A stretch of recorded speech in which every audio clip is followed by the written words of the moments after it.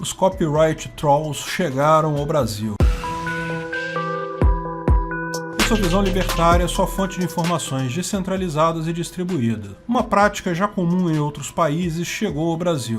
Algumas pessoas, principalmente no estado de São Paulo, receberam cartas cobrando valores altíssimos, alegando que tais pessoas teriam baixado filmes específicos via o protocolo Torrent, portanto quebrando a propriedade intelectual de tais obras e cobrando indenização. As cartas usavam o nome de notificação extrajudicial, o que quer dizer que são cartas emitidas por um particular. Ainda não é nada referente à justiça. São emitidas em nome de escritórios de advocacia que afirmam possuir procuração dos detentores dos direitos autorais de 3 filmes específicos: Invasão ao Serviço Secreto, Hellboy e Rambo Até o Fim. A carta informa que a empresa utiliza um mecanismo fornecido pela Bunting Digital Forensics, uma empresa capaz de identificar quem está baixando cópias de filmes via torrents. Através da informação do IP identificado por essa empresa, os advogados solicitaram à Justiça de São Paulo e conseguiram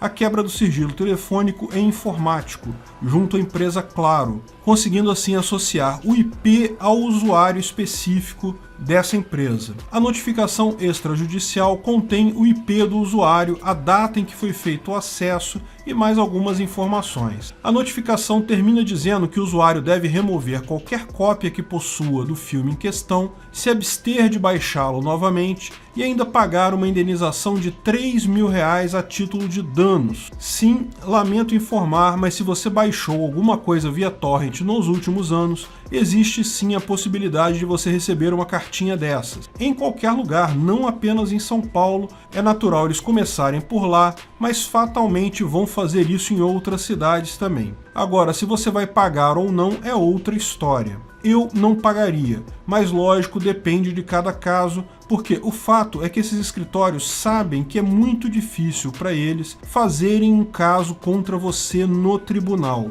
A evidência que eles mostram na carta é altamente superficial e não teria como, só com isso, conseguirem a sua condenação, seja criminal, seja civil. E um processo judicial para eles seria muito caro. Mesmo com mais evidência, a chance de conseguirem montar um caso contra você e te condenar seria mínima. Eles mandam essas cartas para um monte de gente, algumas pessoas que têm dinheiro e têm medo vão pagar, e eles saem no lucro porque mesmo que a maior parte não pague, as poucas que pagarem cobrem o valor que eles gastaram com esse processo. Quem não pagar, o mais provável é que não aconteça nada, porque, veja, a ação seguinte que eles teriam que fazer é fazer uma queixa-crime penal contra você ou iniciar um processo civil e tentar obter uma busca e apreensão dos equipamentos na sua casa para produzir provas. Mas veja, se você já recebeu essa cartinha, provavelmente, já espertamente, teria apagado qualquer traço desse vídeo em qualquer HD que você tenha.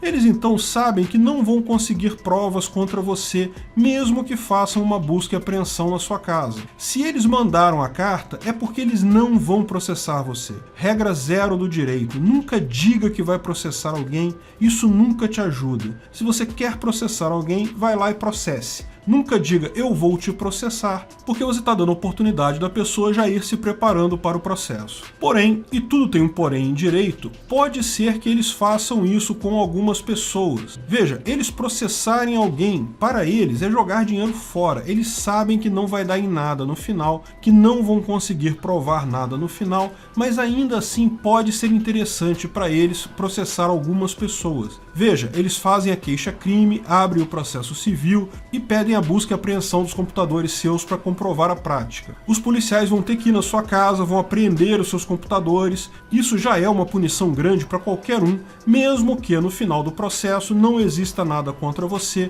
e você receba tudo de volta. Eles certamente vão colocar a notícia em vários jornais, fulano de tal teve todos os seus computadores apreendidos numa ação porque baixou vídeo da internet, de forma a amedrontar mais gente e pegar mais gente com aquela cartinha. mas eles com certeza vão fazer isso apenas com algumas poucas pessoas, porque eles sabem que vão perder dinheiro nisso, não tem chance deles ganharem esse processo no final. Mas para eles, o valor de colocar medo em outras pessoas pode facilmente compensar isso. Então saiba que sim, existir risco existe, mas eles vão pegar apenas algumas poucas pessoas para boi de piranha, isso se chegarem a pegar, para justamente isso lançar medo nas demais e as demais pagarem apenas com a cartinha. Também é importante ter em mente que algumas dessas cartas podem ser simplesmente falsas, simplesmente um trote. Nesse caso em questão, a reportagem da revista até checou com a empresa e de fato ela tem a representação para esses filmes. Mas em países onde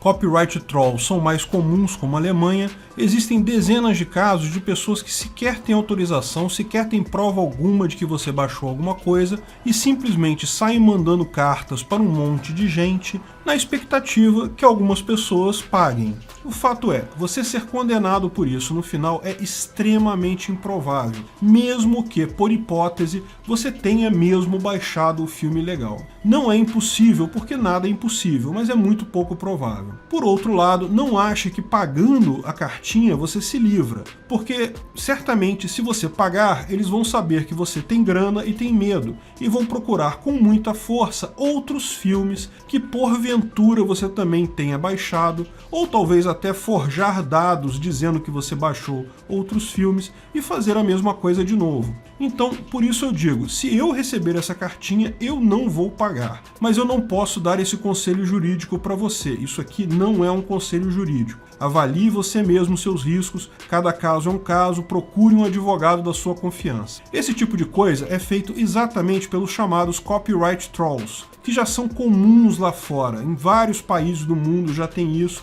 e eles atuam sempre da mesma forma. Veja, os grandes estúdios e gravadoras de música já jogaram a toalha, já perceberam que não conseguem mais evitar a pirataria. O protocolo torrent é muito bom, totalmente descentralizado e não permite de forma alguma um ataque centralizado, porque não tem um servidor central. Então, esses estúdios optaram por ceder a escritórios de advogados os direitos de processar pessoas pelo direito autoral. Tipicamente, esses escritórios pagam uma bagatela pelo direito de processar, o que inclui não apenas o direito deles processarem, mas também os IPs já identificados de quem baixou aquele filme ou aquela música. Daí esses escritórios fazem a parte legal da coisa, pedem a quebra do sigilo, mandam as cartinhas, no final das contas ficam com o lucro de quem pagou. Agora, você pode pensar, como eles descobrem o IP de quem baixou se o protocolo torrent é descentralizado? Como eles ficariam sabendo do seu IP? Bem, eles não dizem isso na carta, eles falam que tem um mecanismo de proteção, não sei o que lá, mas na verdade todo mundo sabe como funciona. Eles simplesmente rodam um nodo do torrent com aquele filme.